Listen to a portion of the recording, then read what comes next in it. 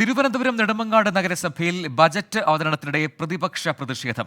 വികസന പ്രവർത്തനങ്ങൾക്ക് ഫണ്ട് അനുവദിക്കുന്നില്ലെന്ന് ആരോപിച്ചാണ് പ്രതിഷേധം.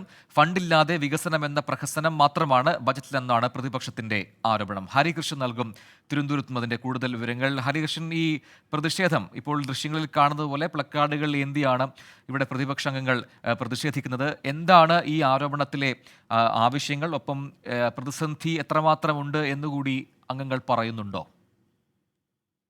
പ്രതിനിധി 2024-2025 കാലഘട്ടത്തിലെ ഈ നെടുമങ്ങാട് നഗരസഭയുടെ ബജറ്റ് അവതരണത്തിനിടെയാണ് ഇത്തരത്തിൽ പ്രതിപക്ഷം ഈ പ്രതിഷേധവുമായി എത്തിയത്. ഈ പ്ലക്കാർഡുകൾ ഉയർത്തിപ്പിടിച്ചാണ് രാവിലെ ഒരു പ്രകടനവുമായാണ് ഈ ബജറ്റ് അവതരണത്തിനുള്ള ഹാളിലേക്ക് ഈ പ്രതിഷേധവുമായി എത്തിയിട്ടുള്ളത്. 7 UDF അംഗങ്ങളാണ് ഇത്തരത്തിൽ പ്രതിഷേധിക്കുന്നത്. ഇത് LDF ആണ് ഇത്തരത്തിൽ നഗരസഭ ഭരിക്കുന്നത്. 27ഓളം അംഗങ്ങളുണ്ട്.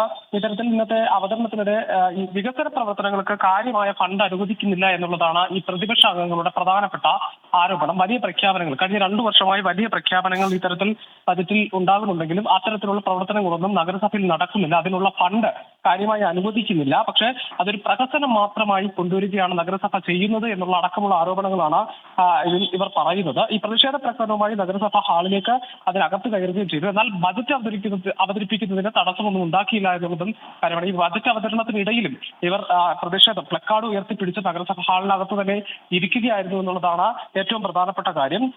ഇവരുടെ പ്രധാനപ്പെട്ട ആരോപണം എന്ന് പറയുന്നത് ഈ വികസന പ്രവർത്തനങ്ങൾക്ക് ഫണ്ട് അനുവദിക്കുന്നില്ല എന്നുള്ളതാണ്. അതുകൊണ്ട് തന്നെ നഗരസഭയിലെ പ്രധാനപ്പെട്ട റോഡ് വികസനം അടക്കമുള്ള കാര്യങ്ങളൊന്നും തന്നെ നടക്കുന്നില്ല എന്നുള്ളതാണ്.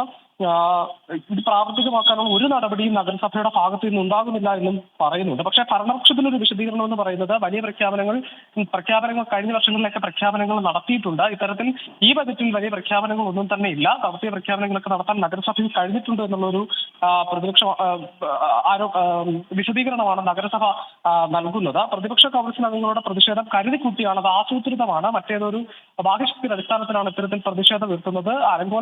ബജറ്റ് അവതരണം അലങ്കോലമാക്കാനുള്ള കരുതിക്കൂട്ടിയുള്ള ശ്രമം എന്നും കൂടി പറയുന്നുണ്ട്. ഹരികൃഷ്ണനാണ് വിവരങ്ങൾ നൽകിയത്.